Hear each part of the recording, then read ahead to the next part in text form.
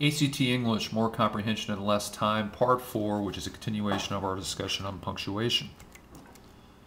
This is Ken Boyd, the owner of St. Louis Test Preparation, a tutoring and test preparation business.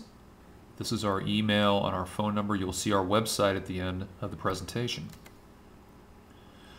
So we're in the middle of talking about punctuation, and this is the use of the colon. Good thing to remember, a colon is a signal that something is to follow, something's coming up. And that something to follow might be a rephrased statement, a list of things, list of items, a series of things, or a question may follow a colon. Another way to remember it, good phrase, if you can insert the word namely, you can consider using a colon. So maybe your phrase was, I needed to take these things on the camping trip, namely, and that place where the word namely is might be the place you put a colon. You can use it at the end of the sentence to show anticipation or to amplify details to follow. I think that's a more obvious place to use a colon. It will be easier for you on the exam. Here's an example. As the enemy approached, the general shouted this final command, colon, and here's his quote, fix bayonets in advance. So that anticipation of the quote at the end of the sentence is probably a more obvious place to put a colon. Some incorrect uses. Think about that independent clause, which I said in prior videos is a lot like a little sentence that could stand by itself.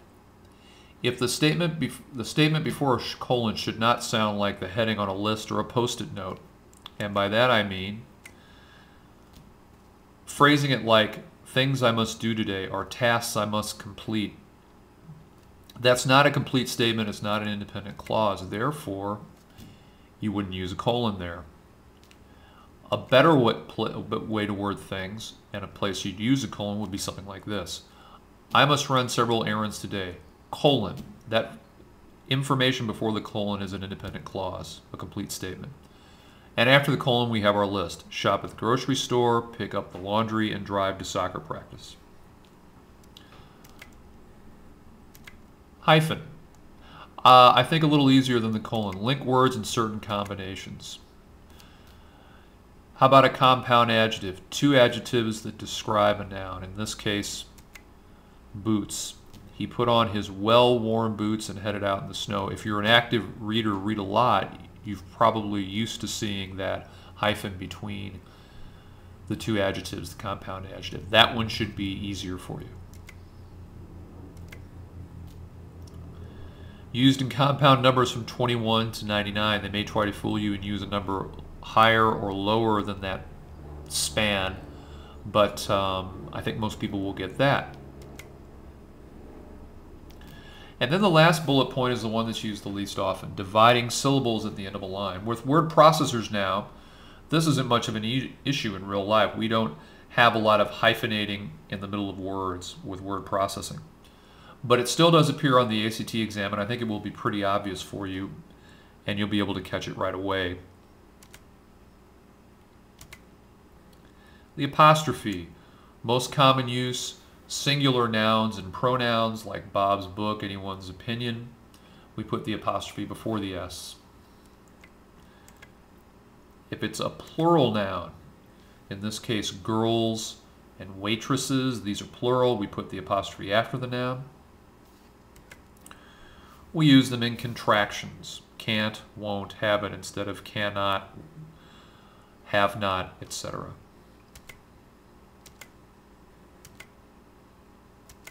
A few incorrect uses for apostrophes. One that's confused even by adults, confusing the possessive pronoun with a contraction. And the best example is its. If the noun is the word it, it, the possessive is its, its. Its, it, apostrophe s is incorrect. That's a contraction for it is. Probably the most common example.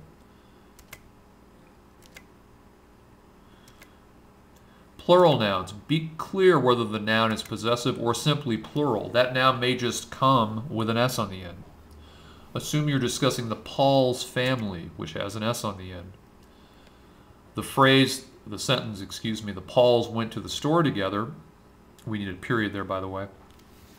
You don't need an apostrophe after the S because Paul's is the name of the noun, and we don't need an apostrophe. We're not talking about the possessive for that noun. Our bibliography, as we always say, there's lots of good resources at the bookstore. We happen to use Barron's ACT. You also have the link to the ACT website for students.